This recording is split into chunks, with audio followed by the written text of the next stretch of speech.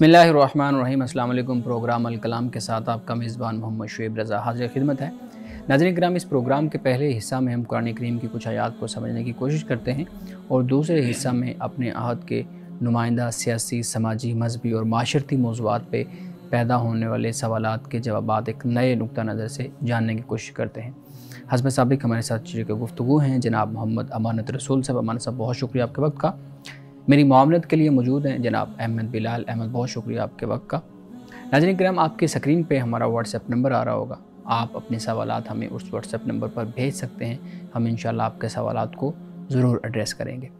गुज़िश्ता programme में हमने बात की थी कि हज़रत मूसा अलैहिस्सलाम के वाक़े के बाद जो रसूलुल्लाह सल्लल्लाहु अलैहि वसल्लम को मुखातिब करके अल्लाह रब्बुल इज़्ज़त ने जो बात बयान की, जो आयात नाजिल की, वो क्या थी, और फिर रसूलुल्लाह सल्लल्लाहु अलैहि वसल्लम और जो वहाँ सवाल करने वाले लोग थे उनको ये बताया जा रहा था कि ये खुदा की तरफ से पैगंबर को ये बात बताई गई है।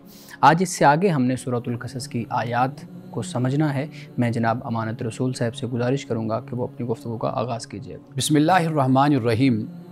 नाज़रीन किराम, कल हमने आयत नंबर 50 तक गुफ्तगू की थी। आज इससे आगे हम बात करते हैं। अल्लाह सुब्हानहु व तआला ने फरमाया, वलक़द वस्सलना लहुमुल क़ौला लअल्लहुम यतज़क्करून, कि हमने इन लोगों के लिए पै दर पै अपना कलाम भेजा ताकि ये नसीहत हासिल करें। पै दर पै यानी कुरान मजीद अल्लाह सुब्हानहु व तआला ने 23 साल के अरसा में नाजिल फरमाया और कुरान इसमें मुकम्मल हुआ। अब ये पै दर पै यानी अल्लाह ने इंसानियत की रहनुमाई के लिए और ख़ास तौर पर अरब के लिए अल्लाह ने कुरान पाक को नाजिल किया। और जब कोई मसला और कोई माशरत के हवाले से, सियासत के हवाले से, या फिर ख़ानदानी ज़िंदगी के हवाले से, या ईमान और कुफ्र के हवाले से कोई मसला उठा तो अल्लाह ताला ने रहनुमाई की और अपने रसूल सल्लल्लाहु अलैहि वसल्लम पर वही फरमाया। तो यहाँ पर इसी बात को बयान किया गया कि पै दर पै अल्लाह ताला ने अपने कलाम को नाजिल किया। अब नसीहत हासिल करना ये इंसान के इख्तियार में होता है, यानी ज़बरदस्ती ना किसी को गुमराह किया जाता है और ना किसी पर हिदायत को मुसल्लत किया जाता है। अब इसके बाद फरमाया, अल्लज़ीना आतैनाहुमुल किताब मिन क़ब्लिही हुम बिही युमिनून, जिन लोगों को हमने इससे पहले किताब दी वो इस कुरान पर ईमान लाते हैं। अहले किताब में दो गिरोह थे, ईमान लाने वाले थे या ईमान न लाने वाले थे। अल्लाह सुब्हानहु व तआला ने कुरान पाक में इन दोनों गिरोहों का जिक्र किया है। बल्कि वो अहले किताब के जो ईमानदार थे, अच्छे किरदार और अखलाक के मालिक थे, कुरान मजीद ने उनकी तारीफ़ की है। और ख़ास तौर पर जो अहले किताब में से मसीही हैं उनकी ज़्यादा तारीफ़ इस हवाले से की कि ये मुसलमानों के करीब हैं, इसलिए कि ये नरम दिल होते हैं, ये अल्लाह की इबादत करते हैं। इसका ज़िक्र अल्लाह पाक ने कुरान पाक में किया। और इसी तरह यहाँ पर हम ये देख रहे हैं कि अल्लाह पाक ही फरमाता है कि जिन्हें किताब पहले दी गई थी तो ये ईमान वाले ये बन गए, यानी जैसे ही कुरान को इन्होंने सुना तो ये कुरान पर ईमान लाए। क्यों? इसलिए कि कुरान के पैगाम में और जो पहले किताबें थीं उनमें काफ़ी मुमासलत थी। अब इसके बाद फरमाया, वइज़ा युतला अलैहिम, और जब इन पर तिलावत की जाती है, इन्हें सुनाया जाता है, तो फिर क़ालू आमन्ना, ये कहते हैं कि हम ईमान लाए, बिही, इस पर, इन्नहुल हक़्क़ु मिर रब्बिना, कि बेशक ये हक़ है हमारे रब की तरफ से, इन्ना कुन्ना मिन क़ब्लिही मुस्लिमीन, और ये कहते हैं कि हम तो पहले ही से मानने वाले हैं, यानी हम तौरात को मानते हैं, इंजील को मानते हैं। अब कुरान जब नाजिल हुआ तो हम कुरान पर भी ईमान लाएँ। उलाइका युअतौना अजरहुम मर्रतैन बिमा सबरू, ये वो लोग हैं कि जिन्हें अल्लाह सुब्हानहु व तआला 2 दफ़ा अजर अता करेगा, इसलिए कि इन्होंने सब्र किया। और वयद्रऊन बिल हसनति सय्यता, और इन्होंने बुराई को भलाई से दफ़ा किया या दफ़ा करते हैं। व मिम्मा रज़क़नाहुम युनफ़िकून, और उससे जो हमने इनको दिया ये खर्च करते हैं। ये अहले किताब की खूबी को और सिफ़ात को अल्लाह ताला ने बयान किया। वइज़ा सामिउल लग़वा, और जब ये सुनते हैं लग़व बात को तो ये क्या कहते हैं, आरदू अन्हु, ये उससे फिर एराज़ बरतते हैं। वक़ालू, और फिर कहते हैं, लना आमालुना वलकुम आमालुकुम, हमारे लिए हमारे अमाल हैं, तुम्हारे लिए तुम्हारे अमाल हैं। यानी ये कुरान पाक इनकी सिफ़ात को बयान करता है کہ قرآن کی طرف لپکتا وہی ہے، آتا وہی ہے کہ جو پہلے سے ہی کچھ اس کے اندر خوبیاں اور کمال اور کچھ صفات ہوتی ہیں اور اس کے اندر ایک طلب ہوتی ہے کہ وہ حق کو پائے، تو پھر ان کو حق نصیب بھی ہوتا ہے۔ لا نبتغی الجاہلین، اور پھر یہ کہتے ہیں کہ ہم جاہلین سے الجھنا نہیں چاہتے۔ لنا اعمالنا ولکم اعمالکم، تمہارے اعمال تمہارے لیے، ہمارے اعمال ہمارے لیے، وسلام علیکم، تم پر سلام۔ لا نبتغی الجاہلین، ہم جاہلوں سے الجھنا نہیں چاہتے۔ انک لا تہدی من احببت، اللہ پاک فرماتا ہے کہ اے نبی صلی اللہ علیہ وسلم کہ آپ جسے چاہتے ہیں آپ اسے ہدایت نہیں دے سکتے، ولیکن اللہ یہدی من یشاء، لیکن اللہ ہدایت دیتا ہے جسے چاہتا۔ آپ علیہ الصلوۃ والسلام کی یہ لگن تھی اور یہ خواہش تھی جسے قرآن پاک نے اور مختلف مقامات پر بیان کیا، باقی النفس کا، کہ آپ ان کے لیے اتنے ان کے خیر خواہ ہیں کہ آپ چاہتے ہیں کہ یہ ایمان لے آئیں، اور آپ ان کے ایمان نہ لانے کی وجہ سے آپ دکھی ہوتے ہیں کہ اے نبی صلی اللہ علیہ وسلم کیا آپ اپنے آپ کو ہلاک کر بیٹھیں گے کہ بھئی یہ لوگ ایمان کیوں نہیں لا رہے؟ تو یہاں پر اسی بات کو بیان کیا کہ لیکن ہدایت اللہ دیتا ہے، اللہ ہدایت دیتا ہے اپنی مشیت کے تحت، اور مشیت کا قانون یہ ہے کہ اللہ سبحانہ وتعالی انسان پر کسی چیز کو مسلط امپوز نہیں کرتا، انسان کے لیے سب راستے کھلے ہوتے ہیں، جس راستے پر چاہے انسان چلے۔ فرمایا وَهُوَ أَعْلَمُ بِالْمُهْتَدِينَ، اور اللہ یہ خوب جانتا ہے جو ہدایت قبول کرنے والے ہیں، یعنی جو ہدایت قبول کرتے ہیں ان کو اللہ تعالیٰ خوب جانتا ہے۔ اب اس کے بعد فرمایا وَقَالُوا، اور یہ لوگ کہتے ہیں کہ إِن نَتَّبِعِ الْهُدَىٰ، کہ اگر ہم نے ہدایت کی پیروی کی مَعَکَ، آپ کے ساتھ، تو نُتَخَطَّفْ مِنْ أَرْضِنَا، تو ہمیں اس زمین سے اچک لیا جائے گا، یعنی اس زمین سے ہمیں اٹھا لیا جائے گا، ختم کر دیا جائے گا۔ وہ وجہ کیا ہے؟ وجہ یہ ہے کہ جو لوگ رہنے والے ہیں ان کا ایک اپنا لائف سٹائل ہے، انہوں نے رسومات، رواجات، روایات ایسی تشکیل دے دی ہیں، ان کو اختراع کر لیا ان کا، کہ اب وہ اسی سے ان کی آمدن ہے، ان کی معیشت ہے، وہ نذرانے ہیں، وہ چندے ہیں، وہ بہت کچھ۔ یعنی عرب کی سرزمین پر بھی تو یہ سب کچھ تھا، یعنی بت بنائے ہوئے تھے، ان بتوں کے پجاری بھی تھے، اور وہاں پر مجاور بھی تھے جو بیٹھا کرتے تھے، اور پھر لوگوں کی ان بتوں کے ذریعے سے جو چڑھاوے ہوتے تھے وہی ان کی آمدن کا ذریعہ ہوتا تھا۔ تو یہاں پر اسی بات کو قرآن پاک نے بیان کیا کہ لیکن اللہ نے ان کے لیے بہت کچھ بنا کر رکھا ہے، یعنی ان کے مستقبل کے لیے، لیکن یہ لوگ ہیں کہ یہ اپنے چھوٹے چھوٹے مفاد کے لیے حق کو، دین کو یہ جھٹلا دیتے ہیں۔ اب اس کے بعد فرمایا اولم نکم نمکن لہم حرما آمنا یجبا الیہ ثمرات کل شیء رزقا من لدنا ولکن اکثرہم لا یعلمون، فرمایا کیا ہم نے ان کو امن و امان والے حرم میں جگہ نہیں دی جہاں ہر قسم کے پھل کھنچے چلے آتے ہیں ہماری طرف سے رزق کے طور پر، لیکن ان میں سے اکثر لوگ نہیں جانتے۔ یہ اللہ نے حرم کی سرزمین کو امن والا بنا دیا اور اس کو مرکز بنا دیا، یعنی یہ ام القریٰ بن گئی، بستیوں کی ماں، بنیاد، مرکز اللہ نے اسے بنایا۔ لیکن اتنا بڑا انقلاب اور اتنا بڑا پروگرام کہ جو اللہ نے بیان کیا، ان کی ذہنی حالت اور اخلاقی حالت یہ تھی، یعنی اس پستی کو یہ لوگ پہنچے ہوئے تھے کہ یہ بس اسی اپنے بنائے ہوئے عقائد و نظریات اور وہم و گمان اور ابہام اور توہمات پر ہی اپنا کاروبار زندگی چلا رکھا تھا ان لوگوں نے۔ تو اس سے آگے فرمایا وَكَمْ أَهْلَكْنَا مِنْ قَرْيَةٍ بَطِرَتْ مَعِيشَتَهَا، ہم نے کتنی بستیاں ہلاک کر دی جو اپنے سامان معیشت پر فخر کرتی تھی، یعنی ان کے پاس دولت ہے، پیسہ ہے، جیسے ہم نے پہلے ذکر کیا، قوم سمود کا ذکر کیا، قوم مدین کا ذکر ان کا بھی کیا ہم نے، اور اسی طرح عاد کا بھی ذکر کیا کہ جو انجینئر تھے، یہ قومیں بڑے بڑے محلات تعمیر کرنے والی تھی، بڑی معیشت تھی، بڑا پیسہ تھا ان کے پاس، لیکن اللہ پاک فرماتا ہے کہ کتنے کو ہم نے ہلاک کر دیا۔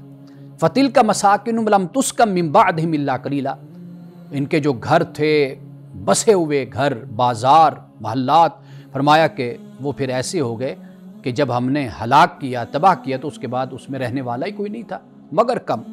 وَكُنَّا نَحْنُ الْوَارِثِينَ، اور ہم ہی ان کے وارث ہیں، یعنی وارث سے مراد یہ ہے کہ خدا کی ذات باقی اور قائم ہے۔ انسان دنیا سے چلے جاتے ہیں، بادشاہ چلے گئے، حکمران، سلاطین، وہ لوگ چلے گئے کہ جن کا یہاں پر اس زمین پر جن کا اقتدار تھا، حکومت تھی، اور اس زمین کو اس طریقے سے وہ لے کر چلتے تھے کہ جیسے اس زمین کے خدا بنے ہوئے ہیں۔ اب اس کے بعد فرمایا وَمَا كَانَ رَبُّكَ مُهْلِكَ الْقُرَىٰ، اب یہ فرمایا کہ تیرا رب بستیوں کو ہلاک نہیں کرتا، یعنی اللہ کی یہ شان نہیں ہے کہ وہ بستیوں کو ہلاک کرتا پھر، حَتَّى يَبْعَثَ فِي أُمِّهَا رَسُولًا يَتْلُو عَلَيْهِمْ آيَاتِنَا، جب تک ان کی بڑی بستی میں کسی پیغمبر کو خدا نہ بھیجے۔ اللہ یعنی ایک کیپٹل میں، مرکز میں اللہ بھیج دیتا ہے ایک پیغمبر کو، پھر اس سے وہ جو آس پاس کی بستیاں اور شہر اور علاقے ہوتے ہیں وہ بھی اس سے پھر فیضیاب ہوتے ہیں۔ فرمایا کہ یتلو علیہم آیاتنا، رسول کو بھیجتے ہیں، رسول پھر ان پر ہماری آیات کی تلاوت کرتا ہے۔ وَمَا كُنَّا مُهْلِكِ الْقُرَىٰ إِلَّا وَأَهْلُهَا ظَالِمُونَ، اور فرمایا کہ ہم ہرگز بستیوں کو ہلاک کرنے والے نہیں ہیں مگر جب کہ وہاں کے لوگ ظالم ہوں۔ بستیاں ہلاک ہوتی ہیں ظلم سے۔ وہ کہتے ہیں کہ کافر کی حکومت قائم رہتی ہے لیکن ظلم پر مبنی حکومت اور اقتدار یا نظام یا معاشرہ کبھی قائم نہیں رہتا۔ تو یہ اسی بات کی شرح ہے اور تفسیر ہے جو قرآن پاک کر رہا ہے۔ اب آخری جو آیت ہے وہ یہ فرمایا کہ وَمَا أُوتِيتُم مِّن شَيْءٍ فَمَتَاعُ الْحَيَاةِ الدُّنْيَا وَزِينَتُهَا، اور جو چیز بھی تم کو دی گئی ہے بس دنیا کی زندگی کا سامان اور اس کی رونق ہے، بس یہاں تک ہے۔ وَمَا عِندَ اللَّهِ خَيْرٌ وَأَبْقَىٰ، لیکن جو اللہ کے پاس ہے وہ بہترین ہے اور وہ باقی رہنے والا ہے۔ افلا تعقلون، کیا تم اس بات کو سمجھتے نہیں ہو؟ ناظرین کرام، یہاں وقت ہوا چاہتا ہے ایک بریک کا، ہمارے ساتھ رہیے۔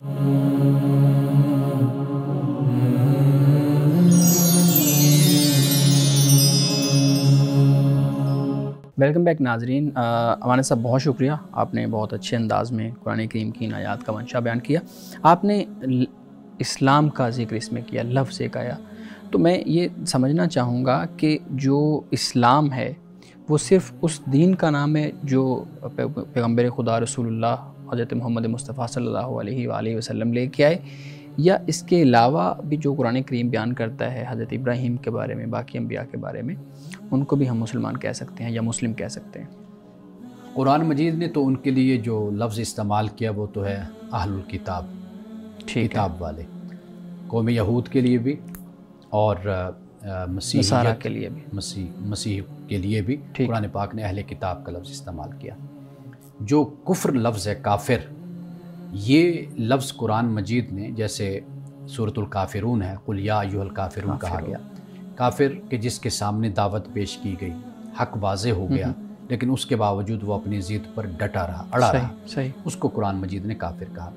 لیکن یہ جو نافرمانی ہوتی ہے، جو کفر کے اندر پوشیدہ ہوتی ہے، یہ ایک پھر صفت بھی آپ اس کو کہہ سکتے ہیں۔ جیسے مثال کے طور پر ابھی وہ صفت کسی مسلمان کے اندر بھی موجود ہو سکتی ہے، جیسے وَمَن لَّمْ يَحْكُم بِمَا أَنزَلَ اللَّهُ فَأُولَٰئِكَ هُمُ الْكَافِرُونَ، کہ جو اللہ کی کتاب کے مطابق فیصلہ نہیں کرتا، فَأُولَٰئِكَ هُمُ الْكَافِرُونَ، یہی کافر ہیں، یہی فاسق ہیں اور یہی ظالم ہیں، سورۃ المائدہ میں جیسے بیان کیا۔ تو اسی طریقے سے کوئی کفر کی صفت کا ہونا یہ ایک علیحدہ چیز ہوتی ہے، اور مکمل طور پر کفر پر قائم ہونا یہ ایک علیحدہ چیز ہوتی ہے۔ یعنی آپ دیکھیے جو مشرکین تھے بت پرستی، اور وہ اپنے اس عقیدے پر، اپنے اس مذہب پر ڈٹے ہوئے تھے اور اسلام کی کھل کر دشمنی کرتے تھے، اس لیے ان کے لیے پھر کافر کا لفظ استعمال کیا گیا۔ مولانا صاحب اس میں یہ بھی بیان کیجیے گا، ساتھ ہی میں ایڈ کر دوں کہ جو ہم ایک لفظ استعمال کرتے ہیں غیر مسلم، ہم ایک لفظ استعمال کرتے ہیں کافر، آپ اس کی وضاحت کر رہے تھے تو میں نے کہا ساتھ جو غیر مسلم ہے ان کی تفریق بھی بیان کر دیجیے گا، کون غیر مسلم ہے کون کافر ہے۔ اچھا، ایک تو یہ بات واضح ہو گئی کہ بھئی ہم اگر یہ کہتے ہیں کافر تو وہ شخص ہوتا ہے کہ جس کے مکمل عقائد کفر پر مبنی اور پھر وہ اس پر ڈٹا ہوا ہے، وہ مانتا ہے کہ یہی سچ ہے، یہی حق ہے، اس کی کوئی توجیہ اور جسٹیفیکیشن نہیں کرتا اس کی۔ یعنی کئی مسائل ایسے ہوتے ہیں نا کہ انسان گمراہی پر مبنی ہوتا ہے لیکن پھر اس کو جسٹیفائی کر رہا ہوتا ہے، یہ بڑی مختلف بات ہوتی ہے۔ تو ایک تو یہ اہل کتاب کا لفظ ہو گیا ان کے لیے، اور کافر کا لفظ جو ان سے ہے وہ پھر کافر و مشرک ان کے لیے استعمال کیا۔ اچھا، جہاں تک آپ نے بات بیان کی کہ غیر مسلم کا، غیر مسلم، نان مسلم ہم اس لیے بولتے ہیں کہ واضح بات ہے کہ جو رسول اللہ صلی اللہ علیہ وسلم کو बहसीत नबी और रसूल के मानता है, कुरान को अल्लाह की आखिरी किताब मानता है, तो वो उसके लिए फिर मुस्लिम है। ठीक ठीक। जो यहूद व नसारा हैं उनके लिए फिर अहले किताब का लफ्ज़ कुरान पाक ने इस्तेमाल किया है। ठीक। अपने वक्त के पैगंबर पर ईमान लाना और जो उस पर हिदायत उतारी गई उसको मानना, उसके मुताबिक ज़िंदगी गुजारना, उसके लिए फिर मुस्लिम का लफ्ज़ इस्तेमाल किया जाता है। लेकिन जो अहले मज़हब हैं उनमें ये एक कह लीजिए कि तारीख़ बताती है, वक्त बीतने के साथ साथ उन्होंने अपने लिए वो लफ्ज़ इस्तेमाल नहीं किया कि जो उनको अल्लाह देता है, दीन देता है। जैसे कुरान पाक ने हज़रत इब्राहीम अलैहिस्सलाम के लिए हनीफ़ा मुस्लिमा का लफ्ज़ इस्तेमाल किया, फर्मा बरदार मोमिन का लफ्ज़ इस्तेमाल किया कुरान मजीद ने। तो वो फिर तारीख़ का अगर हम मुताला करें कि वक्त जैसे बीतता चला जाता है, अब वो जो मज़हब होता है ना, अहले मज़हब के लिए वो एक नस्ली तफाखुर का बाइस बन जाता है। सही। उनकी एक पूरी हिस्ट्री बन जाती है। उससे फिर उनके बड़ी शख्सियात भी होती हैं, जो बुज़ुर्ग उनके होते हैं, उलमा होते हैं, उस निस्बत से वो फिर अपनी एक अलहदा पहचान उसके अंदर कायम कर लेते हैं। तो यही मामला मसीहियत के साथ भी हुआ, यहूदियत के साथ भी हुआ कि उन्होंने अपने मज़हब को, अपने दीन को नस्ली तफाखुर का एक ज़रिया बना लिया। और फिर जो बुनियाद है मज़हब और दीन की कि आप ईमान लाते हैं और आप अमल करते हैं, बस ये दो चीज़ें ऐसी हैं कि जिस पर फिर निजात का इन्हिसार होता है।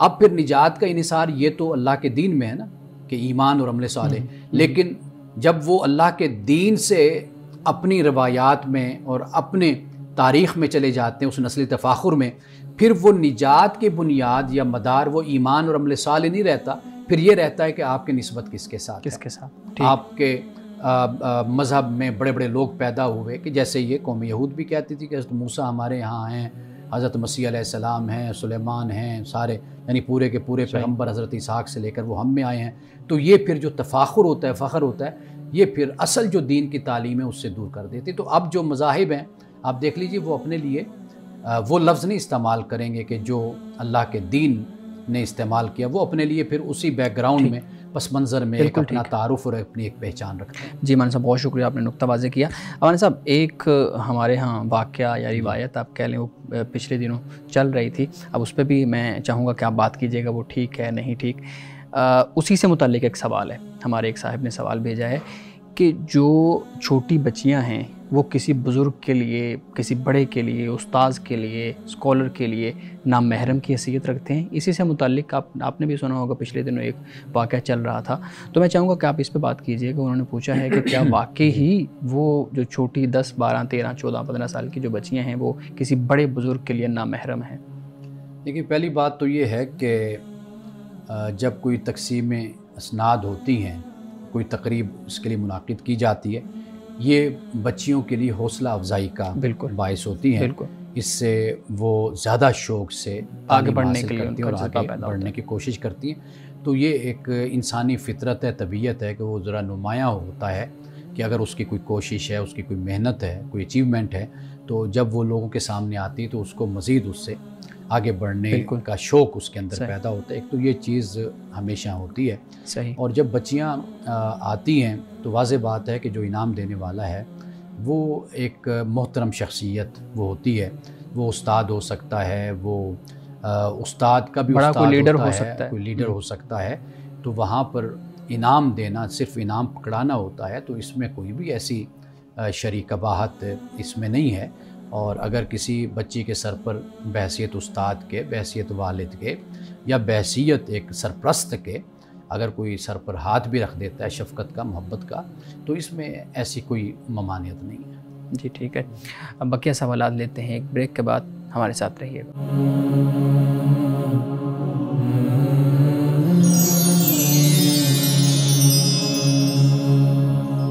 वेलकम बैक नाजरीन। अमान साहब बहुत शुक्रिया। अमान साहब, अगला सवाल जो है हमारे नाजरीन की तरफ से जब सवालात आते हैं तो उनको देखा जाता है और उसमें सबसे ज़्यादा जो सवाल होते हैं वो वज़ाइफ से मुताल्लिक़ होते हैं। किसी की मुलाज़मत का मसला है, किसी के घरेलू मामलात का मसला है, किसी के पर्सनल कुछ इशूज़ हैं, किसी की शादी का और इस तरह से मामलात का मसला है। तो सबसे ज़्यादा सवाल ये आता है कि कोई वजीफ़ा बता दें। आपसे मैं पूछना ये चाहूँगा कि ये एक जो हमारे माशरे में जो वज़ाइफ पूछने वाला और वज़ाइफ की बुनियाद पर चीज़ों को کو حل کرنے والا مسئلہ ہے. یہ صرف ہمارے معاشرے میں ہے یا بقیہ مسلم معاشروں میں بھی ہے؟ ایک تو اس پہ توجہ دیجیے، بات کیجیے گا. دوسرا یہ ہے کہ یہ رویہ ہمارے ہاں کیوں پیدا ہوا، اور اس کی بنیاد پہ آپ کے اکنامک سسٹم، آپ کا فیملی سسٹم، آپ کے اپنے پرسنل معاملات، آپ کی پڑھائی، وظائف کی وجہ سے اس میں رد و بدل ہوتا ہے نہیں ہوتا؟ اچھا، ہم نے جو یہ پروگرام شروع کیا الکلام، جی، تو اس کا مقصد واحد یہ ہمارے پیش نظر تھا اور ہے کہ ہم لوگوں کو اللہ کی کتاب سے جوڑیں. صحیح، بے شک. ایک یہ بات. دوسری بات یہ ہے کہ ہماری جو سوچ اور فکر ہے وہ یہ ہے کہ ہم لوگوں کو شعور کے ساتھ ان کے مسائل سے آگاہ کریں. ٹھیک. یعنی ہمارے بہت سے مسائل ایسے ہوتے ہیں کہ جو صرف اور صرف ہماری جہالت، کم علمی کی وجہ سے ہوتے ہیں. یعنی گھر میں میاں بیوی کے مسائل ہیں، اور معیشت کا مسئلہ ہے، روزگار کا مسئلہ ہے، بہت کچھ ایسا ہوتا ہے کہ جس کی صحیح پلاننگ نہ کرنے کی وجہ سے وہ ہماری زندگی میں اس کی پریشانی در آتی ہے. تو ہماری کوشش اس پروگرام کے ذریعے سے یہ ہے کہ ہم لوگوں کو اللہ کی کتاب کے ساتھ بھی جوڑیں، اور جو ان کے مسائل کا سائنٹیفکلی جو حل ہے، سولوشن ہے، وہ ہم لوگوں کو بتائیں. اور جہاں تک وظائف کا کردار ہے نا، اس میں دو باتیں یاد رکھیے. ایک بات تو یہ ہے کہ رسول اللہ صلی اللہ علیہ وسلم سے جو منسوب ہیں وہ دعائیں ہیں ساری. یعنی اللہ کی بارگاہ میں دعا کرنا، جیسے ہم نماز پڑھتے ہیں، نماز بھی ایک دعا ہے. ہم نفل پڑھتے ہیں، سنتیں ادا کرتے ہیں، ہم اللہ کی بارگاہ میں دعا کرتے ہیں. ایک تو یہ اس کا پہلو پیش نظر رہنا چاہیے ہمارے، کہ ہم اللہ کی بارگاہ میں دعا کر رہے ہیں، کیونکہ یہ وہ عمل ہے کہ جو انبیاء علیہ السلام نے کیا، جو اللہ کے نیک بندوں نے کیا. صحیح. یہ ایک بات ہے. دوسری بات یہ ہے کہ جب ہم وظیفہ یا کوئی ایسی چیز ہوتی ہے، ہمیں اس بات پہ غور کرنا چاہیے کہ جو بھی ہمارا مسئلہ ہے، اس مسئلے کی وجوہات اور اسباب کیا ہو سکتے ہیں، اس پر غور و فکر پہلی بات ہے. اور جب آپ اس کے حل کی طرف بڑھتے ہیں، اس کے حل کے ساتھ پھر اللہ تعالیٰ کی معیت آپ چاہتے ہیں. یعنی آپ نے پیپر کی تیاری کی اور بڑی بھرپور آپ نے تیاری کی، محنت آخری حد تک کی محنت. پھر آپ ایگزامینیشن ہال میں گئے تو پھر آپ نے اللہ تعالیٰ سے دعا کی، کوئی وظیفہ ہے آپ اس کو آپ پڑھتے رہے کہ اللہ تعالیٰ کی آپ کو معیت حاصل ہو، مدد حاصل ہو، اور پھر آپ یہ کام کریں. صحیح. تو یہ جو ایک ہمارے ہاں ٹرینڈ چل چکا ہے. اب دیکھیے ہم قرآن پاک الحمدللہ ہمارے اس وقت کوئی 3-4 مہینوں سے ہم یہ پروگرام کر رہے ہیں. بالکل. آپ دیکھیے کہ قرآن مجید کس طرح انسان کو عمل کی طرف لاتا ہے، اور سائنٹیفکلی انسان کو بتاتا ہے کہ جو اچھائی ہے یہ تیرے عمل سے پیدا ہوتی ہے، برائی ہے تیرے عمل سے پیدا ہوتی ہے. یہ جو نتائج، کانسیکوینسز جن کو تو فیس کرتا ہے، یہ در حقیقت تیرے اپنے عمل سے پیدا ہوتے ہیں. تو اتنی سائنٹیفک کتاب، اور جس میں بار بار اس بات کو دہرایا جاتا ہے، اس کے باوجود پھر اگر ہم وظیفہ مانگتے ہیں تو وظیفہ اس حوالے سے تو ٹھیک ہے کہ آپ اللہ کی معیت ہے، اللہ سے دعا کر رہے ہیں، لیکن یہ اگر خیال ہو کہ ہم ہاتھ پہ ہاتھ رکھ کے بیٹھے رہیں اور بالکل جہالت میں، کم علمی میں، لا علمی میں اور لا شعوری حالت میں رہ کر بھی ہم صرف وظیفوں سے اپنے مسئلے حل کر لیں گے، تو دنیا میں کبھی بھی ایسے معجزات رونما نہیں ہوتے. بہت شکریہ مانی صاحب، بہت خوبصورتی سے آپ نے اس سوال کا جواب دیا. کیونکہ ہمارے پاس ناظرین کے اس طرح کے سوالات زیادہ آتے ہیں، تو میں نے کہا میں آپ سے آپ کی رائے لے لوں. بلال صاحب، آپ کے پاس بھی کچھ سوالات ہیں تو ہمارے صاحب کے سامنے رکھیے گا. جی بہت شکریہ سر. یہ بتائیے گا کہ کیا شوہر بیوی کو چھوڑ کر، بچوں کو چھوڑ کر تبلیغ پر ایک لمبے عرصے کے لیے جا سکتے ہیں؟ سب سے پہلے یہ بات یاد رکھنی چاہیے کہ اللہ سبحانہ و تعالیٰ نے جو دین ہمیں دیا اس میں ترجیحات طے ہیں. جی. ترجیحات، پریورٹیز. یعنی مثال کے طور پر آپ جب شادی کر لیتے ہیں تو اب آپ کی جو پریورٹی اور آپ کی جو ترجیح ہوتی ہے وہ آپ کی بیوی اور آپ کے بچے ہیں. ان کے آپ پر حقوق ہیں، وہ لازم اور ضروری ہیں، اور باقی فرض ہوتے ہیں. پھر ان کے بعد نوافل، نفلی کام، مستحبات ہوتے ہیں. واجب، مستحب. ہاں. نوافل. آپ فرض کے بعد، یعنی ہم واجب فرض کے لیے بھی استعمال کرتے ہیں، جی. اور اس کے نیچے پھر آپ نفل کی طرف، یعنی مستحب جو اعمال ہیں اس طرف آپ آ جائیں. یعنی یہ 2 کیٹیگری اس کو بنا لیتے ہیں. اب یہ آپ دیکھیے کہ تبلیغ کس کیٹیگری میں آتی ہے، دعوت. جی. اور آپ یہ دیکھیے کہ آپ کا گھر، آپ کے بچے، آپ کی بیوی، یہ کس کیٹیگری میں آتی ہے. تو واضح بات ہے کہ کہ جو بیوی اور بچے ہیں یہ آپ کی پہلی کیٹیگری میں آتے ہیں۔ ان کے لیے روزگار پیدا کرنا، ان کی خوراک کا، رزق کا خیال کرنا، ان کے لیے جو آپ پر لازم ہے وہ آپ مہیا کرتے ہیں، ضروریات زندگی، یہ ایک چیز ہوگی نا۔ اب دوسری چیز آپ آ جائیے، یہ تبلیغ، یہ دعوت، یہ مستحبات میں سے ہاں اگر آپ اس معاملے میں مطمئن ہیں، سیٹلمنٹ ہے ساری، آپ کا ٹھیک معاملہ چل رہا ہے، اس میں کسی قسم کا کوئی بحران نہیں ہے، کوئی تنگی نہیں ہے، کوئی پریشانی نہیں ہے، تو پھر بے شک آپ تبلیغ کرتے ہیں، آپ نکلتے ہیں، آپ جاتے ہیں، وہ ضرور آپ کریں، لیکن اللہ نے آپ کو ترجیحات طے کر کے دے دی ہیں۔ مثال کے طور پر ایک نماز فرض ہے، وہ نماز فرض پڑھنے کے بجائے نفل پڑھتا رہتا ہے، تو واضح بات ہے کہ آپ پر پہلے فرض ہے، اللہ نے فرض کے بارے میں پوچھنا ہے، تو لہٰذا یہ جو انسانی حقوق ہیں گھر کے حوالے سے اللہ تعالیٰ نے اس کے بارے میں آپ سے پوچھنا ہے، اور عبادات میں جو فرض ہے پہلے اللہ تعالیٰ نے اس کے بارے میں آپ سے پوچھنا ہے۔ ہاں وہ معاملات ٹھیک ہو گئے، وہ مطمئن ہیں، ان کے حقوق صحیح طریقے سے ادا ہو رہے ہیں، تو لہٰذا پھر آپ مستحبات کی طرف اور نوافل کی طرف آپ آئیں گے۔ جی سر، یہ بھی بتائیے گا کہ شوہر کو اس کے نام کے ساتھ پکارنا درست ہے، یا پھر اس کے علاوہ جو عام طور پہ رائج ہوتے ہیں، سرتاج کہہ کے بلایا جاتا ہے، اس طرح کے مختلف نام ہمارے خاص طور پہ گاؤں کی خواتین میں یہ دیکھا جاتا ہے، تو یہ بتائیے گا کہ شوہر کے اس کے نام کے ساتھ بلانا چاہیے یا نہیں بلانا چاہیے؟ یہ ہمارے ہاں یہ رسم و رواج ہے کہ ہم نام کے ساتھ نہیں بلاتے، لیکن دینی حوالے سے کوئی اس پر ایسی کوئی پابندی نہیں ہے کہ آپ خامند کو نام کے ساتھ بلائیں، خامند بیوی کو اس کے نام کے ساتھ بلائے۔ نام رکھا کیوں جاتا ہے؟ انسان کا تعارف ہی پہچان کے لیے، کہ اگر آپ مثال کے طور پر وہ جیسے اگر جونیئر ہے وہ سر کہے گا، مطلب سر تو سارے سر ہیں، قابل احترام ہے، لیکن جب آپ نام سے بولیں گے پھر پتہ چلے گا نا کہ آپ نے ان کو بلایا یا آپ ان سے بات کر رہے ہیں۔ تو میرا خیال ہے کہ یہ جو ہم نے اپنے بنائے ہوئے جو ہمارے ایک پیرامیٹرز ہیں نا احترام کے اور عزت کے، تو میرا خیال ہے کہ ان کو اب وقت کے ساتھ ساتھ چھوڑنا چاہیے ہمیں، اور اگر دین اس کی اجازت دیتا یا دین میں اس کی کوئی ممانعت نہیں ہے تو اس کے اختیار کرنے میں کوئی حرج نہیں ہے۔ اچھا ہمارے صاحب، اسی کے ساتھ ایک چیز میں پوچھنا چاہوں گا، ہمارے ہاں جو آئی ڈی کارڈ پہ شادی کے بعد شوہر کا نام لکھوانا ہمارے ہاں ضروری سمجھ لیا جاتا ہے، اور پھر جو بیوی ہے اس کو ایسوسیٹ کر دیا جاتا ہے کہ وہ ہر جگہ پہ اپنے شوہر کا نام لکھے گی، اس پہ بھی توجہ دلائیے گا آپ۔ دیکھیے یہ بھی کوئی شرعی مسئلہ نہیں ہے، اگر بیوی خامند کا نام لکھتی ہے، دیتی ہے تو وہ دے سکتی ہے، لیکن چونکہ ہمارے ہاں کچھ قانونی ایشوز اور مسائل ایسے ہوتے ہیں کہ جہاں پر پھر خامند کا نام دینا یہ لازم اور ضروری ہو جاتا ہے، یعنی جیسے مثال کے طور پر شناختی کارڈ پہ دیتے ہیں تو پراپرٹی کے مسائل ہوتے ہیں، دیگر ایسے ایشوز ہوتے ہیں، پھر وہ باپ جو ان سا ہے وہ بیٹی کے یعنی میکے سے یعنی اپنی بیٹی کے مسئلے کے لیے تو پھر نہیں آئے گا نا، کیونکہ اب اس کا نام کے ساتھ اس کے باپ کا نام ہے، تو جب شوہر کا نام آ جاتا ہے تو اس سے پھر بہت سے ایشوز حل ہو جاتے ہیں۔ تو ہم اصل میں اپنی اس ضرورت کی وجہ سے بیوی کے ساتھ جو نام ہے وہ خامند کا دیا جاتا ہے، اگر کوئی اس کو کسی اور پہلو سے دیتا ہے، سمجھتا ہے، تو وہ پھر بہرحال غلط ہے، تو باپ کا نام بھی دیا جا سکتا ہے، تو اس پر کوئی ایسی ممانعت نہیں ہے۔ صحیح، ٹھیک۔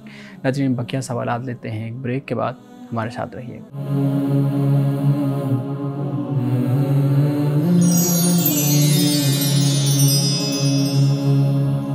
ویلکم بیک ناظرین۔ جی بلال صاحب، سر یہ بتائیے گا کہ شوہر اگر راضی ہو بیوی سے اور اس حالت میں بیوی کا انتقال ہو تو کیا وہ بیوی جنت میں جائے گی؟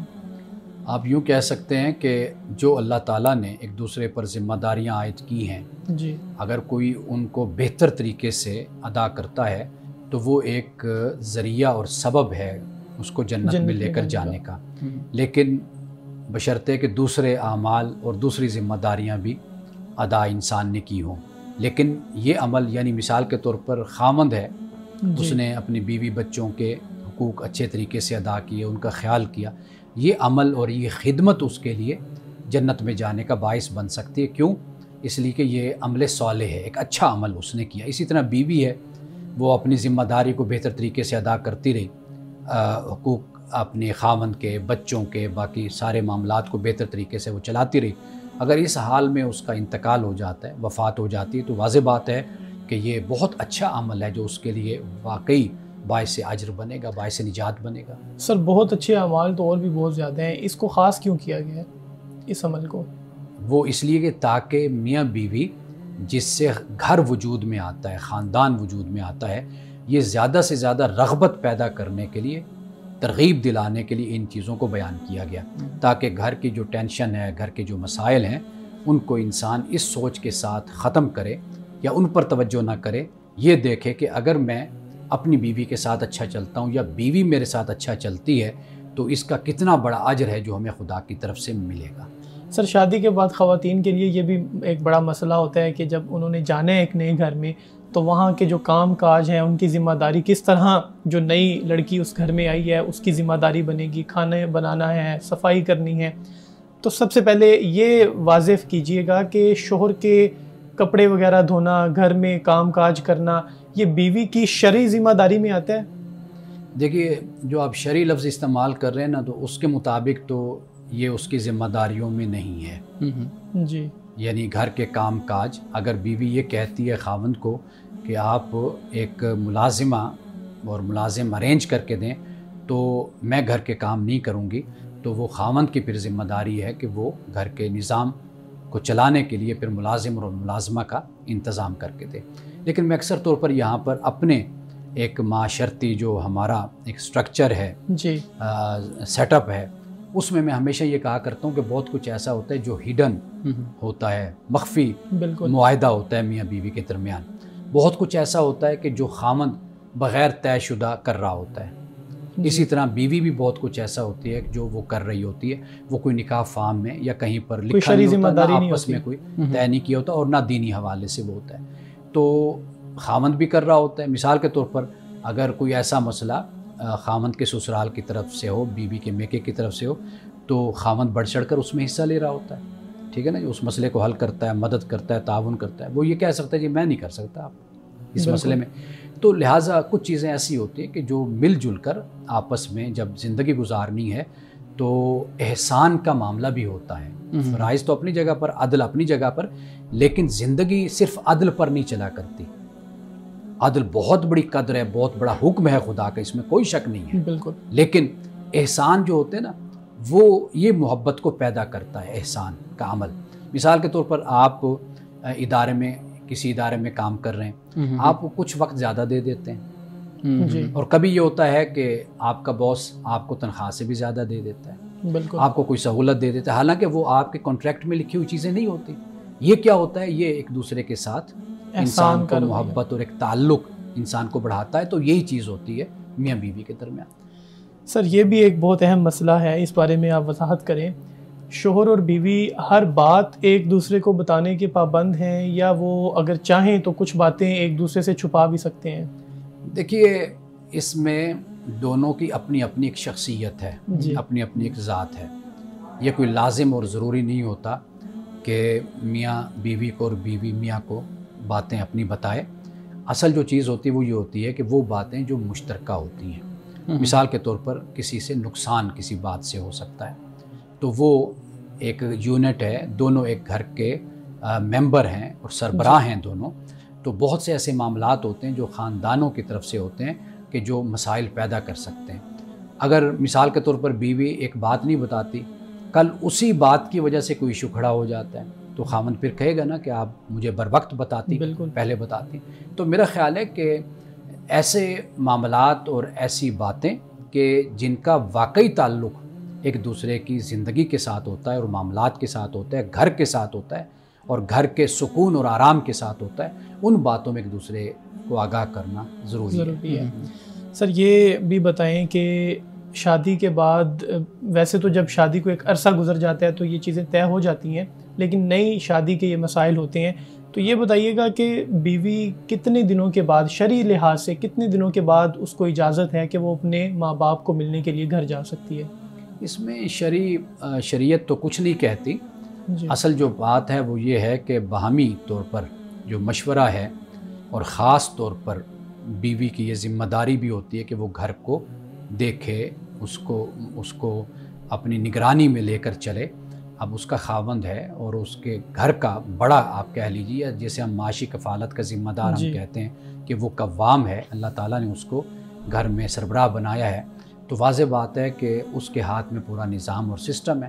اب بیوی جائے گی تو گھر کے کیا معاملات ہوتے ہیں، تو یہ سب سے درپیش مسئلہ جو ہوتا ہے وہ یہی ہوتا ہے۔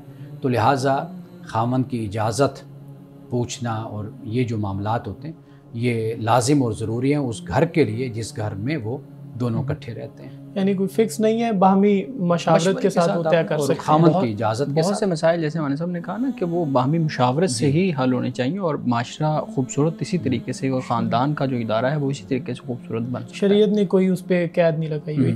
جی یہ بتائیے گا کہ ایک یہ بھی اہم مسئلہ ہے، شوہر کے دوست بہت زیادہ آتے ہیں گھر میں، وہ بیوی کو کم ٹائم دے رہا ہے، ڈرائنگ روم میں بیٹھا ہوا ہے، دوستوں کو بہت زیادہ ٹائم دے رہا ہے، پھر وہ جتنے زیادہ دوست آ رہے ہیں بیوی کے لیے اتنا ہی بڑا مسئلہ ہے کہ اس نے چائے کا انتظام بھی کرنا ہے، اگر کھانے کا وقت ہے تو کھانے کا انتظام بھی کرنا ہے۔ تو کیا اس حوالے سے بھی کوئی رہنمائی ملتی ہے یا یہ بھی باہمی مشاورت کے ساتھ ہی طے ہونی چاہیے؟ دیکھیے اب یہاں پر جو ذمہ داری اصل ہے نا وہ ہے مرد کی، جی خاوند کی ذمہ داری ہے کہ وہ جو اس طرح کا کلچر گھر میں بنا رہا ہے کہ دوست وہاں پر آ رہے ہیں، بیٹھ رہے ہیں۔ ایک چیز ہوتی ہے کہ کوئی بزنس کے حوالے سے ہے، کوئی سیاست لوگ کرتے ہیں تو وہاں پر بھی ان کے پاس لوگ ہوتے ہیں، یا دوسرے کوئی مشاغل ہوتے ہیں، ذمہ داریاں ہوتی ہیں جن کو پھر لوگوں کو بلا کر مل کر ان ذمہ داریوں کو ادا کیا جاتا ہے۔ یہ بالکل ڈیفرنٹ چیز ہے۔